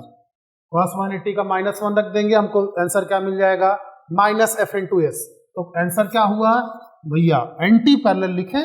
एंटी पैरेलल मतलब जब बल इधर लगा रहे हो और विस्थापन इधर हो रहा हो, जैसे कि फ्रिक्शन हमेशा जिधर चलेंगे उसके अगेंस्ट लगता है, उसका वर्क डन निगेटिव होता है, इस वजह से उसे हम एंटी पैरेलल कह सकते हैं। तो यहां पर ऑप्शन सी करेक्ट है। बायोंसी इज, एंड बायोंसी क्या है? अपवर्ड प्रेशर नहीं, बायोंसी इज अपवर्ड फोर्स, ऊपर की तरफ लगने वाला फोर्स। बायोंसी उत्प्लावकता, उत्प्लावक बल। उत्प्लावक बल किधर लगता है? ऊपर की ओर, जो ऊपर की ओर उठाता है ऑब्जेक्ट को, जिसकी वजह से उसका भार जो है उसमें आभासी कमी आ जाती है, वो क्या है? अपवर्ड फोर्स, ऊपर की तरफ लगता है। नीचे की तरफ भी लगता है, नीचे तरफ जो लगता है उसे बायोंसी नहीं बोलते, उसे बोलते हैं थ्रस्ट, जो अभी हम लोगों ने पिछले क्वेश्चन में देखा है। यहां पर ऑप्शन डी करेक्ट है। Weight and mass of object are defined with Newton's law of motion, which among the following is true? कह रहा वेट और मास हम न्यूटन के लॉ से डिफाइन कर लेते हैं। बोलेंगे ठीक है, तो वेट क्या होता है? W is equals to m into g, g के प्रोपोर्शनेट होता है। तो यहाँ पर कांस्टेंट क्या है? एक कांस्टेंट है मास, जी बदलेगा तो बदल जाएगा। तो यहाँ देखिए मास का ही कांस्टेंट दिख रहा है। Weight is a constant of proportionality, weight तो खुद ही बदलेगा, वो कहां से कांस्टेंट होएगा? So mass is constant of proportionality, क्योंकि मास नहीं बदलेगा, ठीक। जितना ज्यादा जी होगा उसको m से मल्टीप्लाई करेंगे तो हमको वेट मिलेगा, क्योंकि मास चेंज नहीं होता, द्रव्यमान नहीं बदलेगा, ठीक। अगला देखिए, fundamental laws of physics require. तो fundamental law of physics require कुछ स्टूडेंट को इसमें डाउट था, इसको थोड़ा सा हम लोग देख लेते हैं। Conservation of energy and non conservation of charge. तो हम लोगों ने पढ़ा है फंडामेंटल लॉ ऑफ फिजिक्स, या फिजिक्स के बारे में हम बात करते हैं तो इंट्रोडक्शन ऑफ फिजिक्स कहता है physics is a branch of science that deals about the physical properties of matter and energy. भौतिक विज्ञान विज्ञान की वह शाखा है, भौतिक विज्ञान विज्ञान की वह शाखा है जो पदार्थ तथा ऊर्जा के भौतिक गुणधर्मों का अध्ययन कराती है। तो हमको क्या क्या चाहिए जो फिक्स रहे, मास रहे, एनर्जी हो, कंजर्वेशन ऑफ चार्ज। तो देखो कहां मिल रहा है, कंजर्वेशन ऑफ एनर्जी है लेकिन कह रहा चार्ज को कंजर्व मत करिए। Conservation of charge but non conservation of linear momentum, conservation of charge and non conservation of energy. So option D is correct. Conservation of energy, ये कंजर्वेशन की बात कर रहा है क्योंकि ओवरऑल यूनिवर्स के अंदर चीजें चेंज नहीं हो रही हैं, वो संरक्षित रह जा रही हैं। तो ऊर्जा संरक्षण का नियम भी हमको चाहिए। लीनियर मोमेंटम, अगर कोई एक्सटर्नल फोर्स नहीं काम कर रहा है, हमारा यूनिवर्स वही है, सारा सिस्टम वही है, तो मोमेंटम भी कंजर्व रहने वाला है। और अगर हम आवेश की बात करें तो किसी आवेश को भी ना उत्पन्न कर सकते ना नष्ट कर सकते हैं, तो ये भी क्या रहने वाला है, सिमिलर, ये भी कंजर्व रहने वाला है। तो यहां पर हमको क्या मिल गया, ये option D. Work is set to be done 1 joule. 1 joule work के लिए इसमें कौन सा ऑप्शन सही होगा, तो इसमें देखो भाई अपने पास वर्क डन क्या होता है, अभी हम लोगों ने देखा भैया फोर्स इनटू डिस्प्लेसमेंट। फोर्स दे दिया 4 न्यूटन, डिस्प्लेसमेंट कितना 25 सेंटीमीटर। तो 25 सेंटीमीटर को क्या लिखे हम लोग, 25 सेंटीमीटर का मतलब 1/4 मीटर लिख सकते हैं, या इसे हम लोग ऐसे लिख सकते हैं 25 सेंटीमीटर है तो 4 इंटू 0.25 मीटर लिख सकते हैं, 100 से डिवाइड कर देना है। तो चाहे 1/4 लिखे चाहे 0.2, दोनों में क्या मिल जाएगा answer 1 joule. Option A is correct. एक तो मिल गया, दूसरा चेक कर लो भाई, 2 न्यूटन को 1 मीटर से मल्टीप्लाई करेंगे तो 2 जूल का वर्क मिलेगा। 1 Newton moves with object 1 centimetre, 1 multiplied by 1/100 मतलब 1/100 जूल, 0.01 जूल वर्क डन मिलेगा। 1 न्यूटन यहाँ पर क्या मिलेगा, सी वाले में 1/100 जूल वर्क मतलब 0.01 जूल। 1 न्यूटन मूव्स बाई, तो ये क्या मिलेगा भैया, इसमें सॉल्व किया जाए, 1 न्यूटन मल्टीप्लाइड बाई कितना 1/2 मीटर 50 सेंटीमीटर का मतलब तो वर्क डन कितना मिला 0.5 जूल। तो हमको क्या चाहिए 1 जूल, जो कि एक ऑप्शन में मिल रहा है। तो यहाँ पर हमको क्या पता चला भैया, ऑप्शन ए इज करेक्ट। ठीक है, कुछ नहीं करना है, सिंपल फॉर्मूला है हमारे पास कार्य का, कार्य बराबर बल गुणित विस्थापन, work is equals to force into displacement. Simple हमको वैल्यू दी गई है, पुट करना है, केवल यहां ध्यान रखना है मीटर सेंटीमीटर में। Option A is correct here. Next, a uniform motion of a car along a circular path experiences. ये क्या कह रहा है, a uniform motion of a car along a circular path. ठीक, a change in speed due to change in its direction of motion, a change in velocity due to change in its direction of motion, a change in momentum due to no change in direction of motion, a constant momentum due to change in direction। तो direction की dependency speed की है कि velocity की है, change in velocity due to change in direction. Velocity vector quantity है, so velocity वेग depend करेगा, स्पीड नहीं करेगा। सो 19 में कौन सा सही है, ऑप्शन बी इज करेक्ट। ठीक, हालांकि ये नंबर हमारे पास अलग अलग सेट में अलग अलग होंगे, वो आप अपने क्वेश्चन के रिगार्डिंग देखिएगा। 3 equal resistors are connected in parallel configuration in a closed electric circuit। कह रहा 3 equal resistors हैं जिनको हम क्या कर रहे हैं, पैरेलल कॉन्फ़िगरेशन में लगा देते हैं। तो लगा दीजिए भैया। ठीक, हम मान लेते हैं इनको, जिसमें हमने लगा दिया पॉजिटिव निगेटिव, इसका भी रजिस्टेंस आर आर आर, तीनों का रजिस्टेंस आर है। पैरेलल ऐड करेंगे तो होने क्या वाला है भैया, तो हम लिखते हैं 1/r parallel is equals to 1/r1। हम मान लेते हैं ये r पैरेलल के लिए है, 1/r प्लस 1/r, तो मिलेगा क्या 1/r parallel is equals to 3/r। हमको पता है कि ये कैसा होने वाला है, हमको क्या चाहिए r पैरेलल चाहिए, r parallel is equals to क्या मिल गया r/3, मतलब ये वैल्यू क्या हो जाने वाली है 1/3 हो जाने वाली है। सो 1/3 ऑफ इंडिविजुअल रेजिस्टेंस। क्या हो जाएगा, जो एक का रेजिस्टेंस था, हमको पहले भी ये बात पता है, इसको इतना लंबा फॉर्मूला न लगा करके क्लासरूम में हम लोगों ने पढ़ा है, n number of resistances are connected in series, then they are multiplied by n, and if they are connected in parallel, then it is divided by n. ऐसे भी निकाल सकते थे। n की वैल्यू कितनी दी हुई है, 3 रेजिस्टेंसेज हैं जिनको हम पैरेलल लगा रहे हैं। एक समांतर क्रम में जोड़े गए, समांतर क्रम में जोड़े गए प्रतिरोध का जो प्रतिरोधकता है, जो उसकी नेट रेजिस्टेंस मिलेगी वो कम हो जाती है। कितना, अगर वो सब बराबर है, डिवाइडेड बाय n। तो यहाँ पे हमने 3 से डिवाइड कर दिया इनको। So option A is correct. Rutherford's alpha particle scattering experiment was responsible to the discovery of which of the following. ठीक, इन्होंने क्या ढूंढा था, atomic nucleus. Alpha particle gold foil पे इन्होंने भेजे थे। जब गोल्ड फॉइल पे भेजे गए तो वहां पर जो अल्फा पार्टिकल्स थे वो क्या हो गए, न्यूक्लियस के पास जाकर के, चूंकि अल्फा पार्टिकल कैसे होते हैं, अल्फा पार्टिकल का मतलब क्या है, ये डबल चार्ज होता है, इसके पास 2 प्रोटॉन और 2 न्यूट्रॉन होते हैं, मतलब ये पॉजिटिवली चार्ज है। तो ये गया और न्यूक्लियस के पास से डेविएट होकर निकल गया। इसका मतलब हमको क्या पता चला, तो रदरफोर्ड ने बताया भैया एटम के बीच में कुछ ऐसा ऑब्जेक्ट होता है जो पॉजिटिवली चार्ज होता है, जिनको उन्होंने न्यूक्लियस नाम दिया। तो अल्फा पार्टिकल से किसकी खोज हुई, एटॉमिक न्यूक्लियस से, परमाणु के नाभिक की खोज की गई इससे। अगला देखा जाए, next question. Imagine a current carrying straight conductor with a magnetic field lines. कह रहा है imagine a straight current carrying conductor with a magnetic field lines anti clockwise, then the direction of current is determined by. कह रहा है कि आपके पास straight current carrying conductor है और उसका जो डायरेक्शन है वो कैसा है, एंटी क्लॉकवाइज। तो हम ऐसे देखें कि ये कैसा चल रहा है, अगर ऐसे घड़ी में लगाए तो ये एंटी क्लॉकवाइज है, तो डायरेक्शन किधर मिलेगी, अपवर्ड। तो रूल कौन सा लगाया हमने, राइट हैंड थंब रूल बोलते हैं। ढूंढिए इसको कहाँ मिल रहा है, the right hand thumb rule. बात तो ठीक कह रहा, right hand thumb rule and downward direction. ये गड़बड़ हो गया, देखो इधर किधर बोलना है, ये एंटी क्लॉकवाइज। अगर हम घड़ी बनाए तो हमको इधर से इधर चलना है एंटी क्लॉकवाइज। तो जब ये हाथ आपका इधर चलेगा तो डायरेक्शन किधर होगा, बाहर की तरफ। तो लेफ्ट हैंड थंब रूल ये गलत कह रहा है, right hand thumb rule and it would be in upward direction. Answer सही है कि हम क्या लगाने वाले हैं, राइट हैंड थंब रूल लगा रहे हैं और डायरेक्शन इसका किधर होगा, इसको हम लोग पॉइंट से रिप्रेजेंट करते हैं, ये अपवर्ड्स होगा बाहर की तरफ। So option C is correct है, यहां पर ऑप्शन सी सही है। 23 the device used to produce electric current is known as.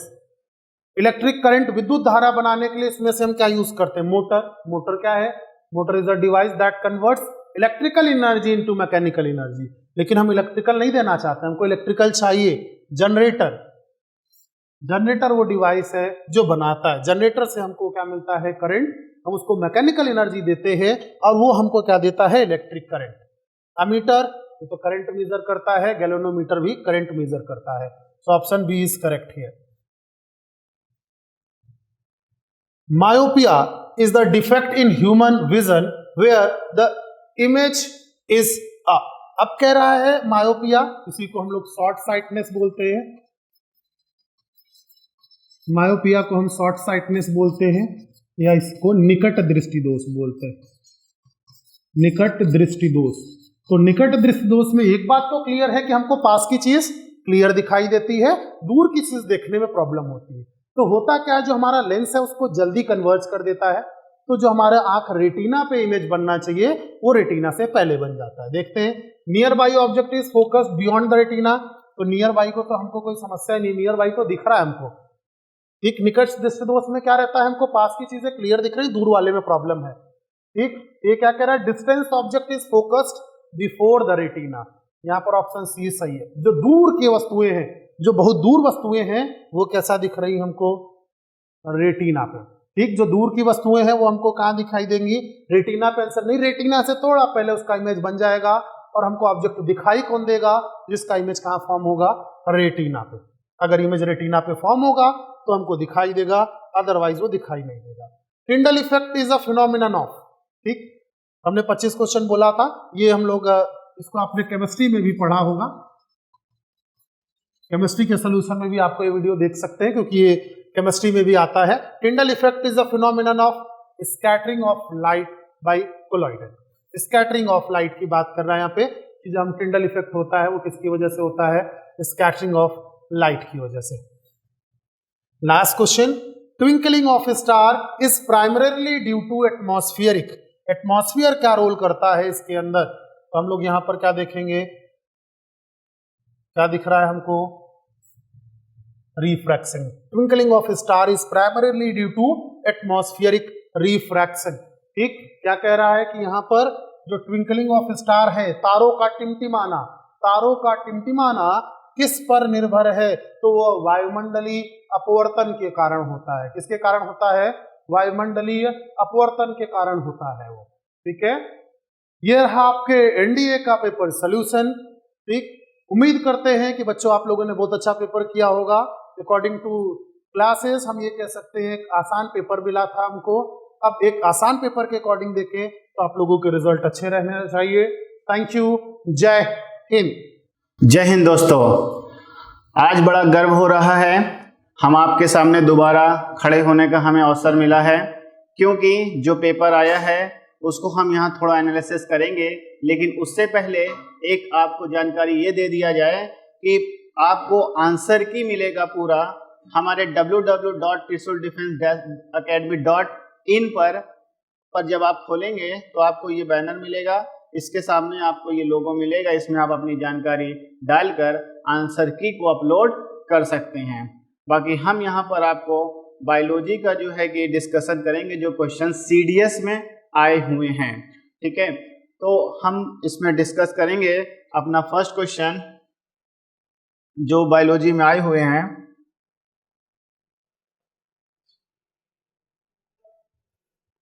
उसको डिस्कस करते हैं। लगभग बायोलॉजी में 9 से 10 क्वेश्चन आए हैं और हम कुछ 9 to 10 क्वेश्चन आपके सामने लेकर भी आए हैं जिसको हम डिस्कस करेंगे। पहला क्वेश्चन आ रहा है आपका इनवर्टिब्रेट से पूछ रहा है। इनवर्टिब्रेट से, जेनेटिक्स से, मॉर्फोलॉजी ऑफ प्लांट से क्वेश्चंस आए हुए हैं और उसको हम डिस्कस कर रहे हैं। पहला क्वेश्चन कह रहा है Rupa and Sachin observe an animal in their school garden. Rupa called it an insect, Rupa ने उसे इंसेक्ट बोला, while Sachin identified as an earthworm. Which of the following character confirm that it is an insect? तो एक characters यहाँ पर आपको दिए हैं 4, उसमें से कौन सा कैरेक्टर्स है जो इंसेक्ट को डिनोट कर रहा है? तो इंसेक्ट को डिनोट करने के लिए मेन 2 कैरेक्टर हैं। सबसे पहला जो कैरेक्टर आता है वो काइटिनस स्किन का, इनका जो एक्सोस्केलेटन जो होता है वो मेन कैरेक्टर है, और सेकंड कैरेक्टर जो होता है वो जॉइंटेड लेग्स होते हैं। ठीक है, तो यहाँ पर काइटिनस आपके ऑप्शंस में नहीं दिया हुआ है, तो सेकंड ऑप्शन जो हम आपको बता रहे हैं जॉइंटेड लेग्स, तो यहाँ पर the animal had jointed legs आपके आंसर करेक्ट होंगे। ठीक है, नेक्स्ट क्वेश्चन क्या कह रहा है, देखिए, animals which are marine bilateral symmetry, मतलब पानियों में पाए जाते हैं, समुद्र में पाए जाते हैं, सिमेट्री इसकी बायलेटरल है, मतलब 20 से अगर काटे तो 2 भाग में डिवाइड हो जाए। हैव अ सीलोम, मतलब उसमें कैविटी हो, एंड अ नोटोकॉर्ड, क्या है notochord, but never form a vertebral column, मतलब जो है बोन्स इनके में वर्टिब्रल कॉलम जो पीछे वाले होते हैं वो फॉर्म नहीं होते हैं। Are placed under which of the following groups, उनको किस ग्रुप में हम रखते हैं? तो यहाँ पर देखिए आपके कॉर्डेट्स हैं, प्रोटोकॉर्डेट्स, वर्टिब्रेटा और मैमेलिया। तो कॉर्डेट्स, वर्टिब्रेटा, मैमेलिया में जो है आपके वर्टिब्रल कॉलम फॉर्म हो जाते हैं, लेकिन प्रोटोकॉर्डेटा में नोटोकॉर्ड रहते हैं। तो यहाँ पर करेक्ट आंसर आपका चला जाएगा प्रोटोकॉर्डेटा। ठीक है, नेक्स्ट क्वेश्चन आपका कहता है what is the location of intercalary meristem in plant. तो देखिए मेरिस्टेम आपका लिविंग टिश्यू है, ये मॉर्फोलॉजी ऑफ प्लांट से क्वेश्चन पूछा हुआ है, डायरेक्ट क्वेश्चंस है। अगर आप त्रिशूल डिफेंस एकेडमी में ऑनलाइन लेक्चर्स वहां पर पढ़े हुए हैं बायोलॉजी के, वहां पर भी देखेंगे, चैप्टर जैसे ही स्टार्ट होगा आपको ये क्वेश्चंस का आंसर मिल जाएगा। तो यहाँ पर बेस ऑफ द लीव्स और इंटर नोड्स में इंटरकैलरी मेरिस्टेम प्रेजेंट होता है। इंटरकैलरी का मतलब होता है कि आपके जो है कि जहां पर मेरिस्टेम मतलब लिविंग टिश्यू होते हैं, और ये प्रेजेंट कहाँ होता है, लीफ के बेस पर। अगर ये लीफ है आपकी, लीफ के बेस पर प्रेजेंट होते हैं। और इंटरनोड्स मतलब स्टेम है, यहाँ से जहाँ से चीज़ों की ओरिजिन हो रही उसको नोड बोलते हैं, और नोड के बीच का जो डिस्टेंस होता है उसको बोलते हैं इंटर नोड। तो यहाँ पर ये पाए जाते हैं। क्लियर है बात? नेक्स्ट क्वेश्चन कह रहा है Which of the following limits the number of trophic level in a food chain? तो कहाँ पर लिमिट्स हो जाती है? लिमिट्स कहाँ है? फूड चेन में। फूड चेन क्या होता है? प्रोड्यूसर से टर्सरी कंज्यूमर तक का जो एनर्जी का फ्लो है, जो एनिमल जैसे ग्रास है, ग्रास को रैबिट्स ने खाया, रैबिट्स को जो है कि फॉक्स ने खा लिया, तो ये एक फूड चेन रहा। तो कहाँ पर इसकी लिमिट खत्म हो जाती है, एनर्जी की लेवल खत्म हो जाती है? तो यहाँ पर आंसर आपका सही जा रहा है, decrease in the available energy at higher trophic level. जैसे जैसे लेवल बढ़ता जाता है तो वहाँ पर फूड की एनर्जी कम हो जाती है। तो यहाँ पर जो सही आंसर जाएगा, decrease in the available energy at higher trophic level. Next question क्या कह रहा है? इन पी, देखिए जेनेटिक्स से क्वेश्चन आया है, जेनेटिक्स से भी 2 क्वेश्चंस आए हुए हैं और डायरेक्ट क्वेश्चंस पूछा है। यहाँ पे जो क्वेश्चंस का लेवल है ये इजी है, अगर जिन्होंने मेंडल्स लॉ शुरू में ही सीख लिया होगा तो उनको दिक्कत नहीं होगी। अ प्योर टॉल प्लांट, तो ये देखिए टॉल का कैरेक्टर दे दिया T is cross with a short plant. तो देखिए टी को क्रॉस किया जब, तो यहाँ पर आपका ये F1 जनरेशन आया। लेकिन यहाँ पर पूछ रहा है ratio of pure tall plant to short plant in the F2 generation.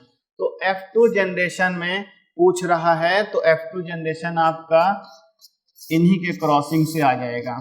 देखिए ये आपका निकल गया, तो यहां पर ये टॉल हो गए कैपिटल टी स्मॉल टी, ये कैपिटल टी स्मॉल टी, तो 3:1 आपका 3 टॉल हो गए और 1 जो हो गया आपका ड्रॉप हो गया। ठीक है, और अगर सिर्फ प्योर देगा तो 1:2, 1:3 में 2 हाइब्रिड हो जाएंगे। यहाँ पर ये 2 हाइब्रिड है, लेकिन इसको टॉल में ही कंसीडर करेंगे, तो 3:1 आंसर इसका सही हो जाएगा। नेक्स्ट क्वेश्चन चलते हैं। देखिए ये भी जेनेटिक्स से क्वेश्चन है। विच one of the following statement about variation is not true? Variations के बारे में क्या सही नहीं है? ठीक है, अब वेरिएशंस है, ये जेनेटिक्स से कहिए या म्यूटेशन से कहिए, म्यूटेशन जो है जेनेटिक्स का ही पार्ट है, वहीं से ये क्वेश्चन पूछा हुआ है। तो variation is minimum in asexual reproduction, ये सही है। सबसे पहले क्वेश्चंस पर आप लोगों को ध्यान देना है, वो पूछ रहा है किस फॉर्म में, नॉट में फॉर्म पूछ रहा है कि ट्रू फॉर्म में पूछ रहा है, तो पूछ रहा है कौन सा नहीं है, तो नहीं है मतलब ये है, तो ये आंसर सही नहीं हुआ। All variation in species have equal chance of survival, तो ये स्टेटमेंट आपका सही हुआ है, क्योंकि यहाँ पर इक्वल नहीं होता है, नॉट इक्वल होता है चांस ऑफ सर्वाइवल। क्योंकि देखिए इस पूरे अर्थ पर किसी की लाइफ जो है कि फिक्स नहीं है, क्योंकि उसको किस एज तक जीना है। कोई किसी प्लांट की डेथ आज हो रही है, तो किसी एनिमल्स की डेथ कल हो रही है, तो सर्वाइवल का चांस फिक्स नहीं है। तो यहीं पर देखिए दे दिया इक्वल चांस ऑफ सर्वाइवल, तो कोई बराबर नहीं जीता है, इस वजह से यहाँ पर नॉट इक्वल होता तो सही हो जाता, तो इसलिए आंसर यहाँ पर ये सही चला जाएगा। तो आगे आपको टाइम वेस्ट करने की जरूरत नहीं है। नेक्स्ट क्वेश्चन जो है आपका बता रहा है, while studying vegetation of an area, terms like population and community are often used. Which of the following statement best describe a population? तो community और populations में आपको यहाँ पर पूछ रहा है बेस्ट पॉपुलेशन किसको डिस्क्राइब कर रहा है, तो a group of organism of one species living in a same area at the same time. तो पहले ही सेंटेंस में आपको क्लियर हो जा रहा है आंसर कि कोई एक स्पीसीज एक जगह पर एक एरिया पर रहता है तभी वो पॉपुलेशन कर रहा है, और एक बॉडी कभी 2 जगह पर नहीं रह सकती है। तो एक बॉडी अगर मान लीजिए उसने 2 जगह पर अपना जो है कि हैबिटेट बनाया हुआ है, तो वो एक जगह पर एक पर्टिकुलर समय पर रहेगा। ठीक है, अगर मान लीजिए हम यहाँ पर हैं, तो अभी तो मैं यहाँ पर कुछ क्वेश्चंस आपको मैं बता रहा हूँ, लेकिन हमारा होम टाउन या हमारा पर्टिकुलर हाउस कहीं और है, लेकिन एक जगह पर पॉपुलेशन होता है, उसको हम पॉपुलेशन कंसीडर करेंगे, तो आंसर आपका यहीं पर सही हो जाएगा। आगे आप समझ सकते हैं। नेक्स्ट क्वेश्चन कह रहा है, in the human body blood flows through a process of double circulation, which of the following statement is true in this regard. तो क्वेश्चन यहाँ पर सर्कुलेटरी सिस्टम से आया है, मतलब फिजियोलॉजी से एक क्वेश्चन आ गया है। हार्ट में देखिए, ह्यूमन हार्ट में 4 चैम्बर होते हैं। ठीक है, 4 चैम्बर हुए, तो ये वाला आपका लेफ्ट हुआ, इधर वाला राइट चैम्बर हुआ। लेफ्ट वाले में आपका ऑक्सीजनेटेड ब्लड होता है, और आपका ये राइट वाला है, यहाँ पर डीऑक्सीजनेटेड ब्लड है, मतलब डी यहाँ पर डीऑक्सीजनेटेड ब्लड है। तो यहाँ से जो ब्लड निकला ये लंग्स में जाता है, यहाँ से बॉडी में जाता है। ठीक है, तो oxygenated blood reaches the left side of the heart. Left side of the heart कौन सा blood? Oxygenated blood of the heart from the lungs. ठीक है, तो ऑक्सीजनेटेड ब्लड जो है आपका रीच कर रहा है लेफ्ट साइड से of the heart from the lungs. From the lungs नहीं, हार्ट से फ्रॉम द लंग्स में नहीं जाता, फ्रॉम द सेल में जाता है। ठीक है, नेक्स्ट कह रहा है blood in the left side of the heart is poor in oxygenated, तो यहाँ पुअर नहीं है, गुड ऑक्सीजनेटेड है, and is brought to the right side of the heart, नहीं यहाँ से बॉडी के सेल्स में जाता है। Deoxygenated blood from the left side of the heart is brought to the lungs for oxygenation, तो deoxygenated blood from the left side तो यहाँ से भी नहीं जा रहा है। Oxygenated blood from the right side of the heart is sent to around the body. तो यहाँ पर जो आंसर जा रहा है, देखिए फर्स्ट वाला ही कंसीडर किया जाएगा, क्योंकि इसके अकॉर्डिंगली आपको सारे क्वेश्चन डाउट में डाल सकता है। ठीक है, तो oxygenated blood reaches the left side of the heart, तो यहाँ पर हार्ट में आ रहा है फ्रॉम द लंग्स, तो मान लीजिए लंग्स यहाँ पर है, तो लंग्स से ये पर यहाँ पर आता है लेफ्ट साइड में, तो आंसर आपका ये सही हो जाएगा। नेक्स्ट क्वेश्चन कह रहा है, in which of the following groups of organism is food material broken down outside the body and absorbed। तो ये आपका फंजाई से डायरेक्ट क्वेश्चन पूछ लिया है कि जो फूड मटेरियल है बॉडी के आउटसाइड में कहाँ पर अब्जॉर्ब होते हैं, तो माइक्रो ऑर्गेनिज्म में 2 ही हैं, एक है आपका बैक्टीरिया, दूसरा है फंजाई। तो बैक्टीरिया और फंजाई है जो बाहर आपके फूड को एब्जॉर्ब करते हैं, और इसमें जो है आपका देखिए ईस्ट मशरूम और ब्रेड मोल्ड आपके ये क्या हैं, ये फंजाई है। अमीबा चला गया आपके प्रोटिस्टा में, ग्रीन प्लांट्स आपके प्रोड्यूसर, हायर प्लांट में चले जाएंगे, टेपवॉर्म आपके पैरासाइट वगैरह हैं। तो यहाँ पर सब डिफरेंट ऑप्शन है, तो आपका आंसर चला जाएगा east, mushroom, bread and mould. ये क्वेश्चन आपके बायोलॉजी के में आए हुए थे CDS में। मैं एक बार फिर आपको जानकारी दे रहा हूँ कि जो आंसर की अपलोड की गई है त्रिशूल डिफेंस एकेडमी के लिए, तो आप इस वेबसाइट पर जाकर यहाँ पर आपको पोर्टल मिलेगा फास्टेस्ट आंसर की के लिए। यहाँ पर छोटी सी आपको डिटेल डालना है, जिससे आपको सारी आंसर की जितनी भी सीरीज है सब आपको मिल जाएगी। Till then you have to visit to our website Trishul defence academy. Thank you. Welcome to Trishul defence academy. I am BL Yadav. बच्चों, इसके पहले आप लोगों ने देखा होगा क्वेश्चन के एनालिसिस। अब मैं जो क्वेश्चन लेकर आया हूँ, ordering of words in a sentence, PQRS जिसको हम आप कहते हैं, ठीक है, उसको कैसे अरेंज करना है। तो इसका जो भी आज क्वेश्चन आपके एग्जाम्स में आया हुआ है NDA में, उसको मैं लेकर आया हूँ। ठीक है, तो ordering of sentences, ordering of word in a sentence, right. तो क्वेश्चन नंबर 21, जो क्वेश्चन नंबर 21 है वो क्या है, symbolic of peace and prosperity से रिलेटेड है क्वेश्चन। तो कहाँ से स्टार्ट होगा, स्टार्टिंग पॉइंट देखिए, जो मैं आंसर बता रहा हूँ, आंसर इसका होगा बच्चों, तो आंसर क्या होगा, राइट आंसर जो इसका होगा वो आपका राइट आंसर जो होगा वो होगा आपका ए, राइट आंसर ए होगा बच्चों, ध्यान रखिएगा। 21 का राइट आंसर क्या होगा, ये होगा QPRS यानी स्टार्टिंग कहाँ से करेंगे, the Gupta empire in India is, यहाँ से शुरू करेंगे, ठीक है, यहाँ से सेंटेंस की शुरुआत करेंगे क्यू से, तो QPRS होगा, राइट। इसके बाद फिर आते हैं क्वेश्चन नंबर 22। क्वेश्चन नंबर 22 की स्टार्टिंग हम कहाँ से करेंगे, 22 में क्या है, द ट्रांसपोर्टेशन सिस्टम, राइट। तो ये जो स्टार्ट होगा क्वेश्चन, जो स्टार्टिंग पॉइंट होगा वो यस से शुरू होगा। देयर आर मेनी, आपका पेपर भी हमारे हाथ में है, तो क्या होगा, यस से शुरू होगा, there are many way to structure. Right answer जो होगा इसका बच्चों सी होगा, राइट आंसर इसका क्या होगा, सी होगा, ठीक है, राइट आंसर इसका सी होगा। हम यस से शुरू करेंगे, यस के बाद पी लेंगे, उसके बाद आर लेंगे, उसके बाद क्यू लेंगे, ठीक है। चलिए नेक्स्ट क्वेश्चन है 23 कह रहा है and account accurately display spectacled. यहाँ से सेंटेंस हम शुरू नहीं कर सकते हैं, सेंटेंस जो हम शुरू करेंगे वो कहाँ से शुरू होगा, एंड से नहीं हो पाएगा शुरू, तो राइट जो शुरुआत होगी वो कहाँ से होगी, आर से शुरू होगा, आर से, यानी राइट आंसर जो होगा बच्चों वो आपका कौन सा होगा, राइट आंसर आपका बी होगा, राइट आंसर इसका क्या होगा बच्चों, बी होगा, ठीक है, इसका राइट आंसर बी होगा। इसके बाद फिर आएंगे आप लोग क्वेश्चन नंबर 24 में जो आंसर होगा बच्चों, 24 का आंसर क्या है, क्वेश्चन है द फंक्शन, राइट आपके हाथ में paper, the function of the capillary, right the function of the capillary. तो स्टार्टिंग जो होगा बच्चों वो स्टार्टिंग पी से ही होगा,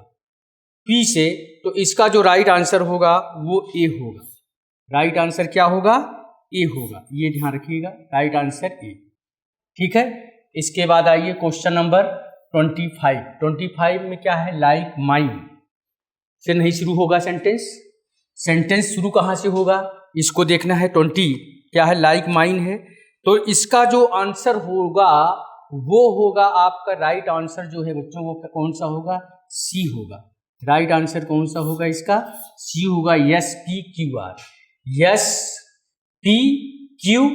हर singing sounded pretty melodious like mind, यहां से शुरू करेंगे तो राइट आंसर SPQR, ठीक है, SPQR। इसके बाद फिर आइए question number 26, the sorry of state of affairs in the modern affairs, the sorry state of affairs, right. तो इसका 30 जो इसका आंसर है, इसका जो आंसर है the sorry state of affairs in the modern factory, तो इसका जो स्टार्टिंग होगी वो क्यू से होगी, द गवर्नमेंट ऑफ इंडिया, तो गवर्नमेंट ऑफ इंडिया यानी राइट आंसर बी होगा, राइट आंसर कौन सा होगा बच्चों, बी होगा, राइट आंसर आपका यहाँ पर बी होगा, ठीक है। इसके बाद फिर हम आते हैं क्वेश्चन नंबर 27 में देखें आप लोग, 27 ऑफ से शुरू कर रहा है सेंटेंस, 27 क्या कर रहा है, of extreme poverty among it's people, right. तो इसका जो आंसर होगा बच्चों, इसका आंसर बी होगा, 27 का आंसर क्या होगा बच्चों, यहाँ पर बी होगा, ये ध्यान रखिएगा, ठीक है, बी आंसर होगा। इसके बाद आइए क्वेश्चन नंबर 28 में कह रहा है यू कांट जज, तो इसकी जो स्टार्टिंग होगी वो स्टार्टिंग कहाँ से होगी, यस से होगी, ही डजंट लुक, यस से होगी, SQPR, राइट आंसर SQPR होगा इसका, SQPR होगा, right answer A, right answer क्या होगा, ए होगा, ठीक है। इसके बाद फिर आइए क्वेश्चन नंबर 29 में क्या कर रहा है, membership and partnership as well as, ठीक है। तो इसका जो आंसर होगा बच्चों वो राइट आंसर क्या होगा, ठीक है, इसका राइट आंसर क्या होगा, सी होगा, इसका राइट आंसर क्या होगा बच्चों, राइट आंसर इसका सी होगा, राइट आंसर सी होगा, ठीक है।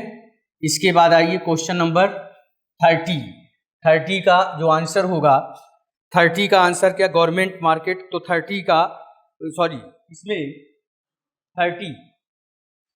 इसमें आपका 30 का जो क्वेश्चन का आंसर होगा गवर्नमेंट मार्केट का question, government market and voluntary organisation, तो इसका राइट आंसर होगा बच्चों सी होगा, राइट आंसर सी होगा।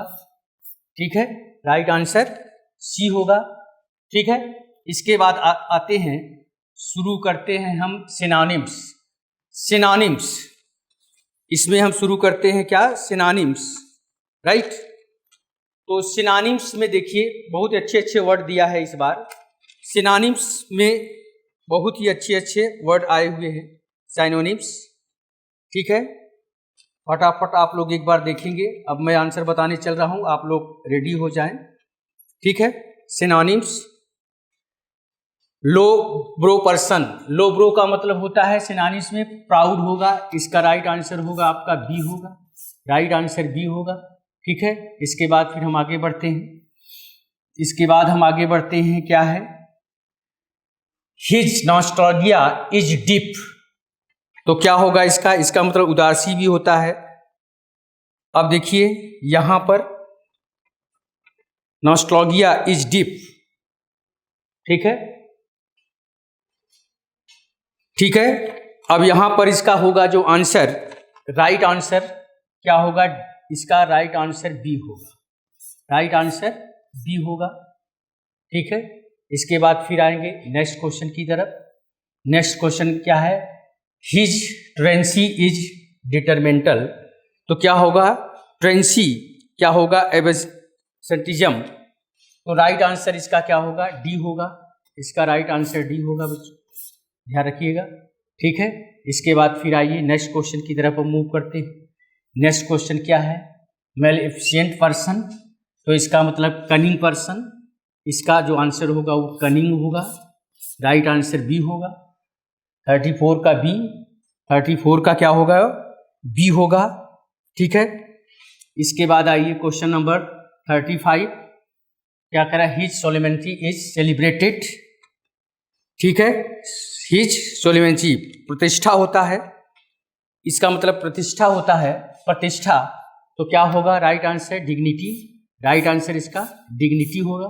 ठीक है, ये सिनोनिम्स है, ध्यान रखिएगा आप लोग। ठीक है, इसके बाद फिर हम आते हैं 36, हिज बाउंड्री इज लिमिटलेस, तो his gallantry, gallantry is limitless, ये होगा, राइट आंसर बी होगा इसका। ठीक है, इसके बाद फिर आता है the Holocaust was experience by millions, Holocaust, Holocaust प्रलय, तबाही, डिस्ट्रक्शन, तो क्या होगा इसका राइट आंसर, इसका सिनोनिम्स क्या होगा, बी, डिस्ट्रक्शन, तबाही। ठीक है, इसके बाद फिर आइए नेक्स्ट क्वेश्चन। नेक्स्ट क्वेश्चन क्या है, his aversion is known to all, his aversion घृणा, हॉस्टिलिटी, हॉस्टिलिटी, इसका क्या होगा, राइट आंसर बी होगा। ठीक है, राइट आंसर कौन सा होगा, बी, इसका सिनोनिम्स।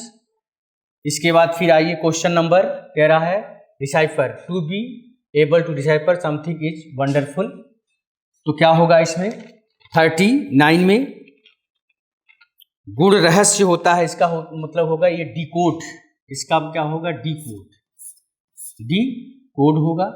ठीक है, डी कोड होगा। इसके बाद आइए 40, it is the opportune time to think about investment in the real estate sector, opportune का मतलब होता है उपयुक्त, एप्रोप्रिएट, तो राइट आंसर इसका क्या होगा, बी होगा, राइट आंसर क्या होगा, राइट आंसर बी होगा। ठीक है, यहां पर राइट आंसर बी होगा। ठीक है, इसके बाद फिर आइए आते हैं 41, अब ये एंटानिम शुरू हो रहा है, 41 से बच्चों एंटानिम्स शुरू हो रहा है। Antonyms, his opinion is lopsided, lopsided, lopsided का मतलब क्या होता है बच्चों, असंतुलित होता है, असंतुलित, असंतुलित, असंतुलित, तो क्या होगा, इसका उल्टा क्या होगा, असंतुलित। इस लॉपसाइड का मतलब असंतुलित होता है, तो इसका जो सिनोनिम्स होगा वो क्या होगा, इसका जो सिनोनिम्स होगा वो होगा बैलेंस्ड, सॉरी सिनोनिम्स नहीं, एंटानिम्स, ये एंटानिम्स चल रहा है, तो इसका एंटानिम्स बैलेंस होगा, इसका मतलब होता है असंतुलित, तो इसका उल्टा क्या, अपोजिट क्या होगा, बैलेंस्ड, राइट। इसके बाद फिर आइए क्वेश्चन नंबर 42।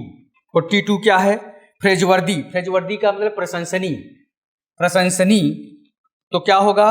अब यहां पर देखिए, हिज वर्क इज प्रेजवर्दी, तो एडमायरेबल भी दिया है, कमेंडेबल भी दिया है, कंडेमेबल। अब इसका चूंकि एंटानिस पूछ रहा है, प्रेजवर्दी का मतलब प्रशंसनीय होता है, तो क्या होगा बेटा? इसका अपोजिट बी होगा, अपोजिट इसका बी होगा, ये ध्यान रखिएगा, ठीक है। चलिए नेक्स्ट है his डिड्स had retrograde. Retrograde, retrograde का मतलब होता है पीछे हटना। रिट्रोग्रेड का मतलब क्या होता है? पीछे हटना। रिट्रोग्रेड का मतलब होता है पीछे हटना। इसका मतलब क्या होता है? पीछे हटना। तो इसका क्या होगा? प्रोग्रेसिव। इसका अपोजिट क्या होगा? प्रोग्रेसिव होगा, यानी ए ऑप्शन होगा, राइट, ए ऑप्शन, ठीक है। इसके बाद आइए क्वेश्चन नंबर क्या है? 44। ही ऑलवेज ऑफर, पहले टेबल सॉल्यूशन, राइट। पहले टेबल का मतलब क्या होता है, पहले तो ये जाने आप लोग, ठीक है। यहां पर ध्यान रखिएगा, इसका क्या होगा? टेबल का मतलब एक्सेप्टेबल होता है, स्वीकार, तो क्या होगा? अनएक्सेप्टेबल। इसका अपोजिट क्या हो जाएगा? सी। इसका अपोजिट सी होगा, अनएक्सेप्टेबल होगा, यानी सी आंसर होगा, सी आंसर, ठीक है। इसके बाद आइए 44। 44 क्या कर रहा है? His view on the subject are microscopic, तो क्या होगा? उल्टा माइक्रोस्कोपिक का ब्रॉड बेस्ड, तो इसका क्या होगा? ए होगा, ठीक है। इसके बाद फिर आइए आगे बढ़ते हैं हम। He is always obdurate in his behaviour towards others people, ठीक है। ऑब्ड्यूरेट का मतलब होता है हट्ठी, जिद्दी। ऑब्ड्यूरेट का मतलब होता है क्या? हट्ठी या जिद्दी। इसका मतलब होता है हट्ठी या जिद्दी, तो क्या होगा इसका? इसका फ्लेक्सिबल होगा। इसका क्या होगा? फ्लेक्सिबल। बोलिए, इसका क्या होगा? फ्लेक्सिबल होगा, ठीक है। इसके बाद नेक्स्ट आइए क्या है? Mohan always had profound respect for Sohan. Profound, तो प्रोफाउंड का क्या होगा? प्रोफाउंड का मतलब डीप भी होता है, सुपर, तो इसका प्रोफाउंड का मतलब डीप, तो यहां पर क्या होगा? सुपरफिशियल होगा, यानी राइट आंसर डी होगा। इसका राइट आंसर क्या होगा? डी होगा, 47 का, ठीक है। इसके बाद नेक्स्ट क्वेश्चन की तरफ आते हैं। We were living in the turbulent times.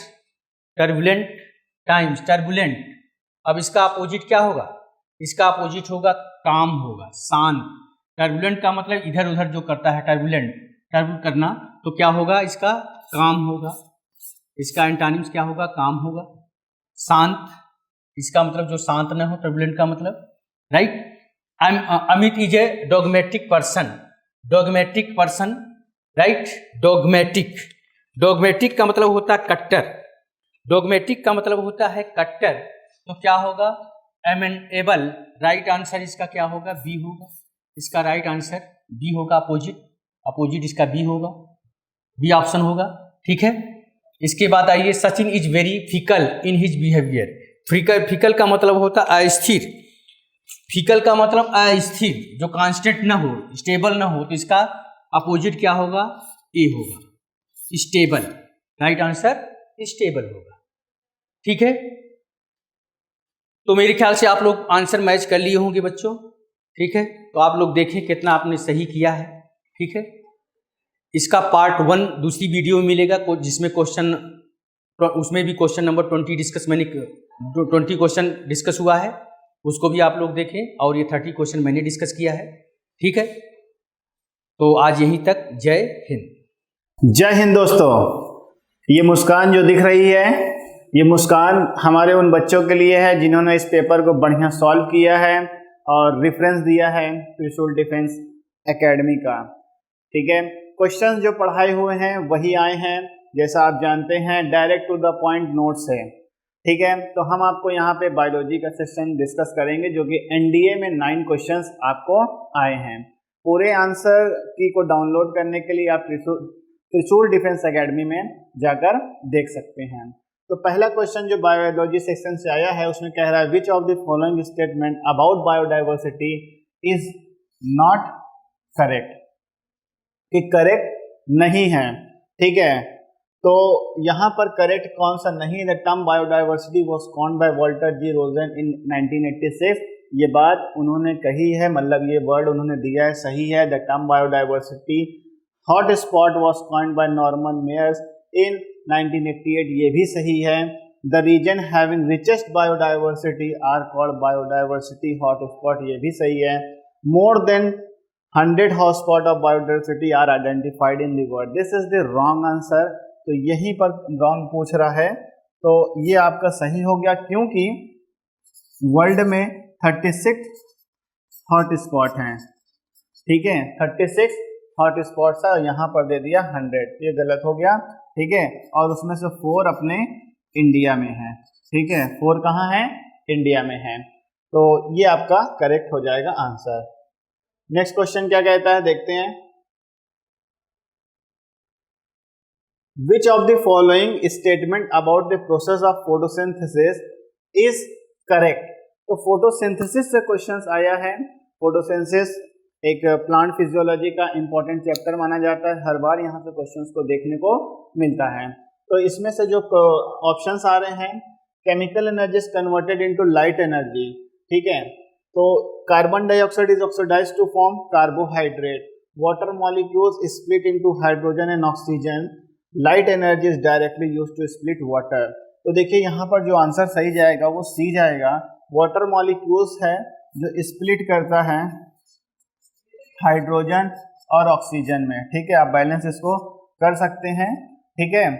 और यहाँ पे light energy is directly use to split water, कुछ लोग यहाँ पर बता रहे हैं आंसर, लेकिन ये आंसर गलत हो जाएगा कि डायरेक्ट नहीं होता है।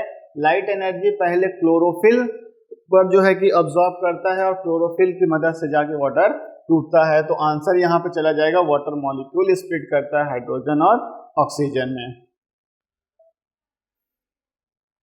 नेक्स्ट क्वेश्चन है आपका, how are evergreen plants with woody stem having naked seed classified? तो देखिए नेकेड सीड डायरेक्ट आपको पता है ये कैरेक्टरिस्टिक है आपका, कैरेक्टरिस्टिक है जिम्नोस्पर्म का, ये किसका है, जिम्नोस्पर्म का आपका कैरेक्टर्स है, क्योंकि यहाँ पर फ्लावरिंग नहीं होती है, जो सीड्स होते हैं ये नेकेड होते हैं, ये जिम्नोस्पर्म का होता है, तो यहाँ पर जिम्नोस्पर्म अगर आपको दिख जाए तो आंसर मार्क कर सकते हैं।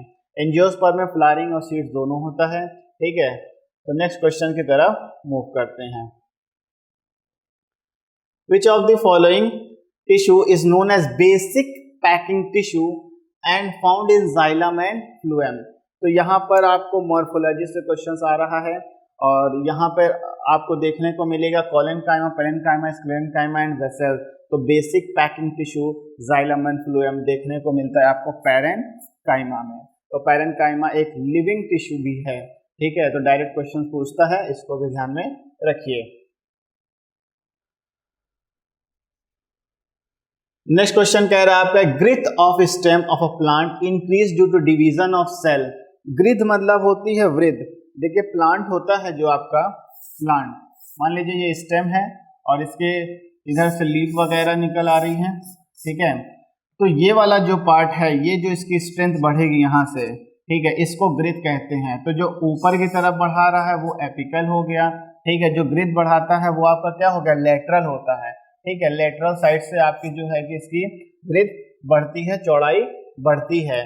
तो apical meristem only, lateral meristem only, apical and intercalary, intercalary नहीं है, ठीक है, तो लेटरल मेरिस्टेम हो जाएगा। इंटरकैलरी दो नोड के बीच में होता है, उसको कहते हैं, उसका जो है गैप वगैरह बढ़ता है। तो यहाँ पर जो आंसर हो जाएगा लेटरल मेरिस्टेम, आंसर आपका क्लियर होगा। नेक्स्ट क्वेश्चन आपका कह रहा है, different varieties of the same gene are called. तो यहाँ जेनेटिक्स से आपसे क्वेश्चन पूछ रहा है कि different varieties of a same gene are called, उन्हें क्या कहते हैं, उन्हें हम कहते हैं एलील्स। उन्हें क्या कहते हैं, उन्हें एलील्स कहते हैं, ठीक है। एलील्स का मतलब आप सिंपल इस तरीके से समझ लीजिए कि कोई कैरेक्टर्स किसी का भी कैरेक्टर्स, कोई यूनिक पर्सनैलिटी हो, उसको हम एज अ ट्रेट और एज अ एलील उसे ट्रीट करते हैं। तो यहाँ पर different varieties of the same genes को हम क्या कहते हैं, एलील्स कहते हैं। नेक्स्ट क्वेश्चन जो है, this is your question number 7। Which of the following viruses used to responsible for highly infectious disease smallpox. तो देखिए यहाँ पर आपके डिजीज चैप्टर से आपको क्वेश्चन पूछ रहा है, हमेशा एक क्वेश्चन वायरस या डिजीज से आपको पूछता है। तो यहाँ पर इस बार स्मॉल पॉक्स से पूछा है, स्मॉल पॉक्स से कौन सा वायरस है, तो वेरियोला वायरस आपका आंसर चला जाएगा, वेरियोला वायरस। नेक्स्ट क्वेश्चन है आपका,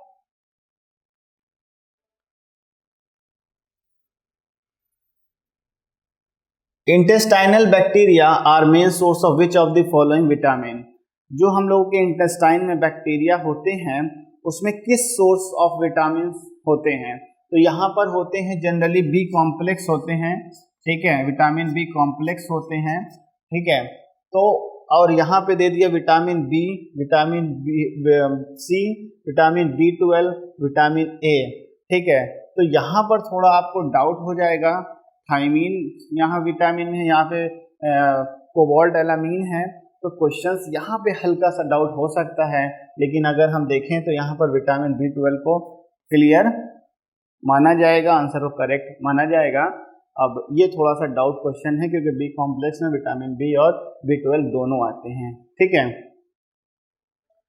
नेक्स्ट और लास्ट क्वेश्चन आपके बायोलॉजी सेशन से जो है वो कह रहा है विच of the following hormone is responsible for the development of female sexual characters को डिनोट करता है। तो देखिए मेल और फीमेल को दोनों को मिलाकर देख लें तो मेनली 3 हार्मोन्स जो होते हैं सेक्सुअल कैरेक्टर्स के लिए, एक है आपका टेस्टोस्टेरोन जो कि आपके मेल के लिए रिस्पॉन्सिबल होता है, टेस्टोस्टेरोन से आप लिख लीजिए यहाँ पे टेस्टिस, तो यहाँ पर टेस्टिस मेल में प्रेजेंट होता है तो टेस्टोस्टेरोन, और एस्ट्रोजन ये आपके फीमेल में,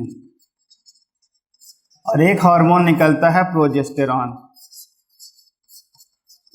और प्रोजेस्टेरॉन भी फीमेल में है पर यहाँ पर प्रेगनेंसी से रिलेटेड ये हार्मोन रोल प्ले करता है, तो सेकेंडरी सेक्सुअल रिप्रोडक्शन यहाँ पर आ गया, सेक्सुअल कैरेक्टर एस्ट्रोजन। ऑक्सीटोसिन जो हार्मोन है ये 2 ही जगह सिक्रीट्स करता है आपके, एक जो है कि डिलीवरी के समय और दूसरा लैक्टेशन के समय,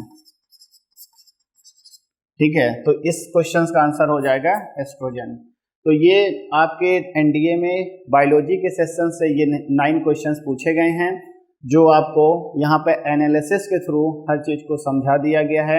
अगर आपको और डिटेल चाहिए तो आप ऑफिशियल साइट त्रिशूल डिफेंस एकेडमी में आकर सारी जानकारी ले सकते हैं। Thank you. जय हिंद डियर डिफेंस एस्पिरेंट, आप सभी लोगों का त्रिशूल डिफेंस एकेडमी में स्वागत एवं वेलकम है। जैसे कि आज एनडीए का पेपर देख के ऐसा लगा और काफ़ी खुशी भी मिला कि पेपर जो आए जीके के वह जो है सीधे नोट से पूछे गए, वो चाहे पॉलिटी का क्वेश्चन हो, चाहे ज्योग्राफी के क्वेश्चन हो या हिस्ट्री के क्वेश्चन हो, तो सीधे नोट से क्लास लेक्चर से क्वेश्चन आए हुए हैं। और हमको बड़ा खुशी हुआ कि जो पढ़ाए गए टॉपिक्स हैं और वैसे क्वेश्चन का क्लास में डिस्कशन भी किया गया था, तो क्वेश्चन इस तरीके से पूछे गए हैं। तो अगर आपको जो है एनडीए क्वेश्चन पेपर के आंसर की चाहिए तो आप जो है त्रिशूल डिफेंस एकेडमी के वेबसाइट पे www.trishooldefenseacademy.in पे जाके आप जो है आंसर की डाउनलोड कर सकते हैं। चलिए जो है हम लोग क्वेश्चन को सॉल्व करते हैं, किस तरीके से क्वेश्चन पूछे गए हैं। तो अगर आप क्वेश्चन में अगर आप आएंगे तो सबसे पहला क्वेश्चन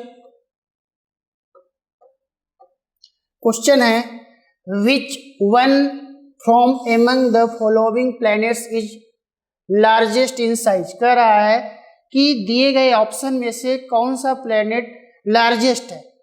लार्जेस्ट है, ए है अर्थ, बी है वीनस, सी है मार्स और डी है मरकरी। तो दिए गए ऑप्शन में अगर आप देखेंगे तो सबसे लार्जेस्ट प्लैनेट आपको अर्थ मिलेगा। तो क्वेश्चन नंबर 1 का ऑप्शन ए सही होगा। नेक्स्ट क्वेश्चन पे आएंगे। क्वेश्चन नंबर 2 मैचिंग का क्वेश्चन कर रहा है। क्वेश्चन कर रहा है match list 1 with list 2 and select the correct answer using the code given below the. आपको क्या दिया गया है, कुछ प्लेस दिए गए हैं, प्लेस से संबंधित कुछ फीचर्स दिए गए हैं, और ये जो प्लेस है ये पोर्ट है, पत्तन है, उन पत्तन को किस नाम से हम लोग जानते हैं।